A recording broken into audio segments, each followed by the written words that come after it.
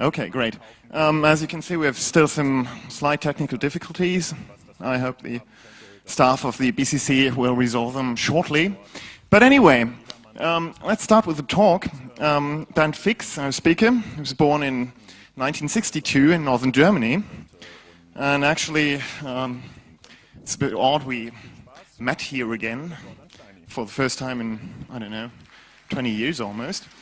So he has been an active member of Heidelberg CCC for a while.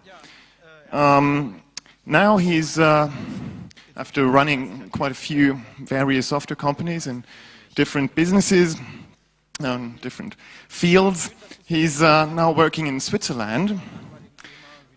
His company tries to leverage the advantages of aspect-oriented programming. So if you always wanted to know what that is about, you could ask him after the talk. His talk now has the title, A Not So Smart Card. It's about a Swiss debit card and features a demonstration of the lame attempts at security the guys who wrote this thing made. So the people who had already visited the lightning talks with StudiVZ and stuff like that probably will enjoy that again. Now, as you can see, slight technical difficulties. I hope the guy from Ambien is about. Well, so maybe you can kind of try to fix this online if you have a remote control for the beamer. And in the meanwhile, Bernd.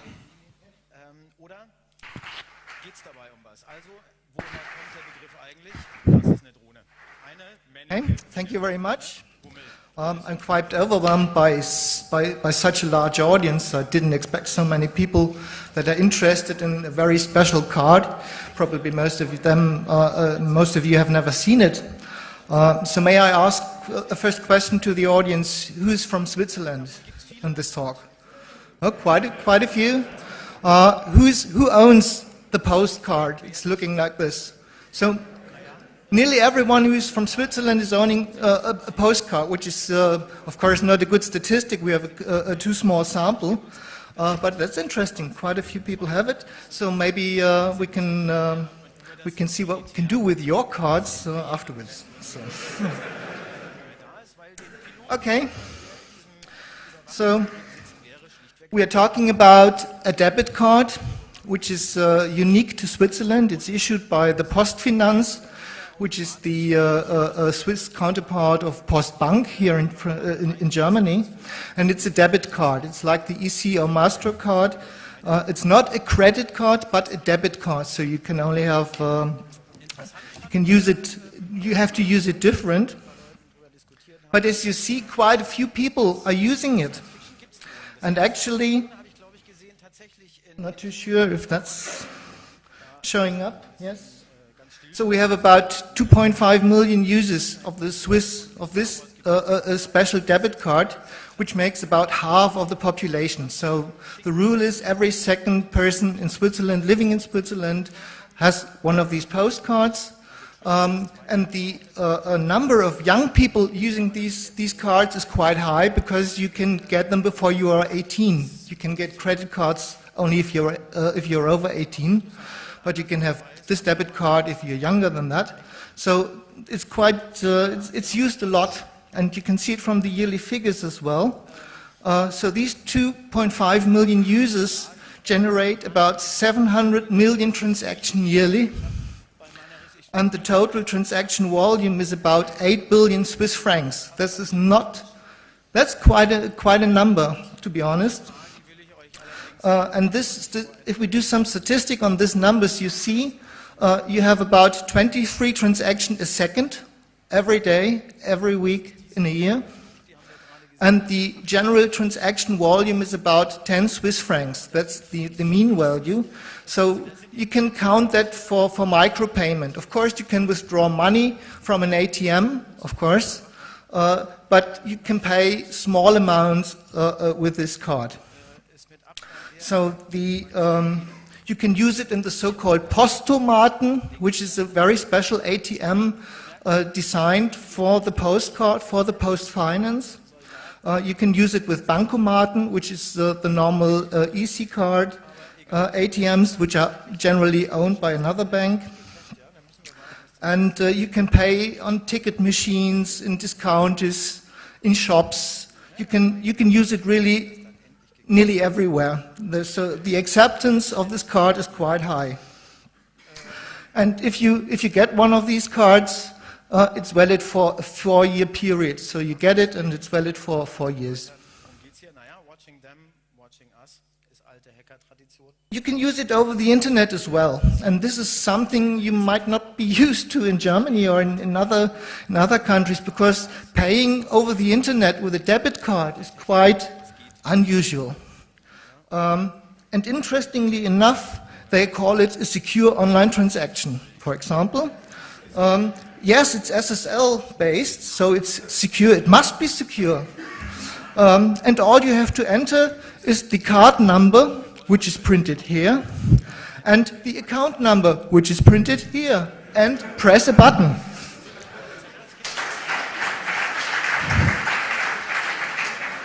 But that fact is well known, and that's not very interesting. So I'm not going to talk about this secure online transaction. I'm going to talk about something else. And every good hack needs a kickoff event, and that kickoff event happened about 4 years ago, when a student who lived in Zurich, out of nothing, received a letter from the Postfinanz with a new card, stating he has to use this new card because his old card is full. And you know, this may happen quite often in Switzerland, I don't know. But he was simply bright enough to ask one simple question: full of what?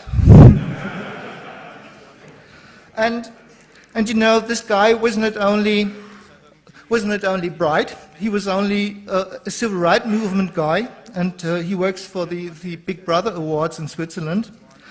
So it actually hit the wrong person, I guess. So he wrote to the Postfinanz asking them, well, full of what? What are you doing with my postcard? So what do you store on it? And they wrote back a letter explaining quite in detail that every transaction done with this card is locked on the card itself.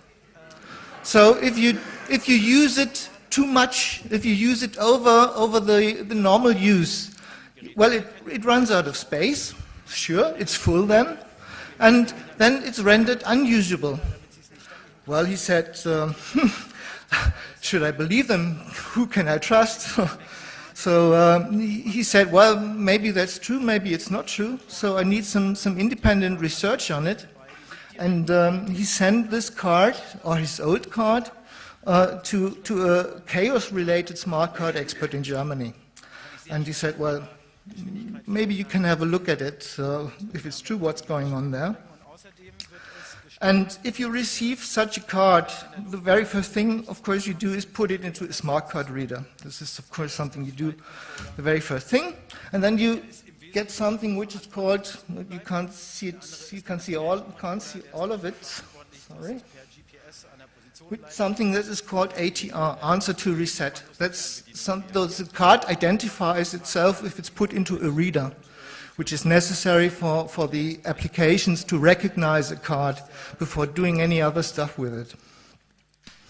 So you get this ATR, which is, don't say very much, but you can, of course, look it up or try to look it up in a list of ATRs, of well-known ATRs.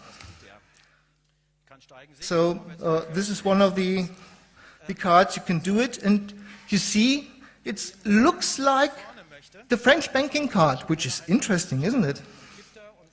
Oh, you can't see it. I'm so sorry that it's cut off.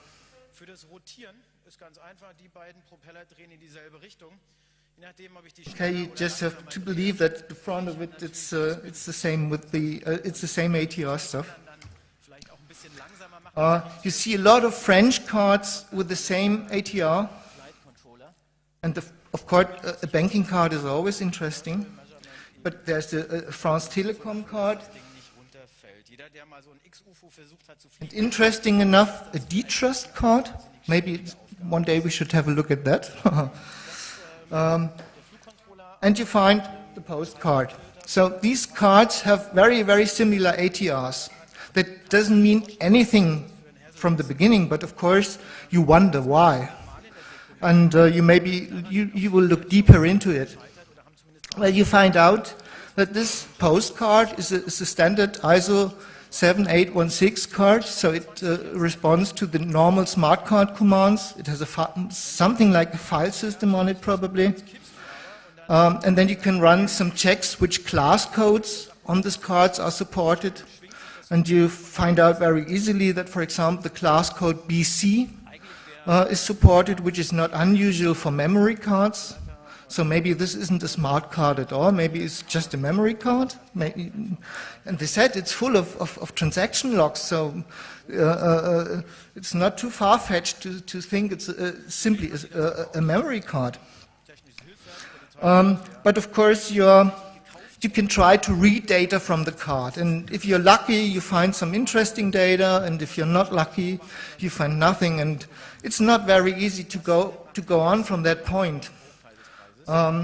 So if you don't have access to an actual terminal, to a real terminal, especially designed for this card, it's hard to do anything or to go any further from here on.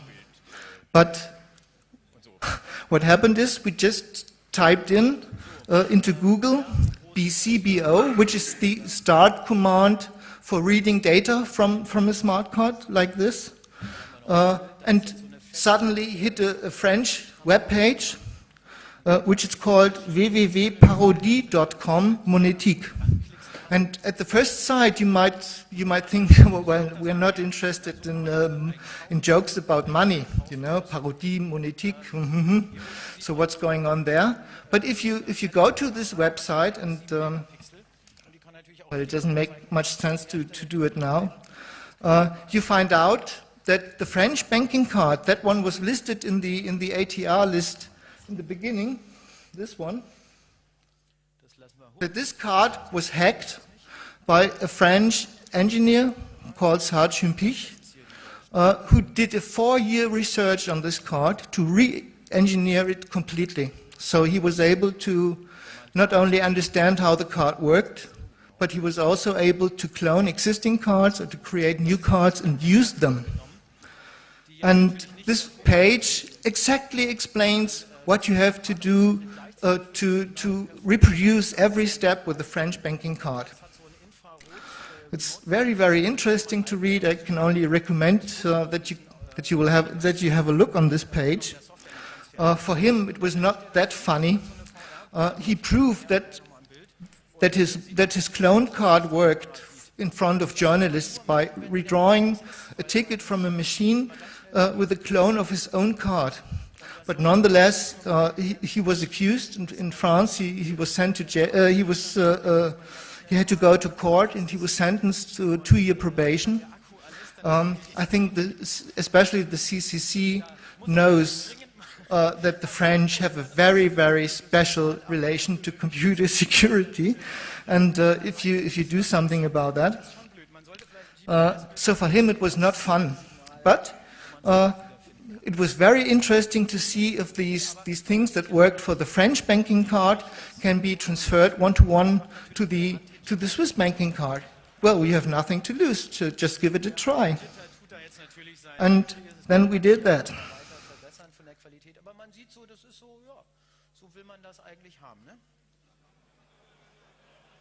So on the right side, you can see the carte bleue. This is the French banking card with its very similar ATR, answer to reset. It actually responds to the same class code. This is the start of the instruction, so to say. And if you follow the instruction, you can actually see that all the addressing itself on the card, where to find special data, is exactly the same. So you have to convert it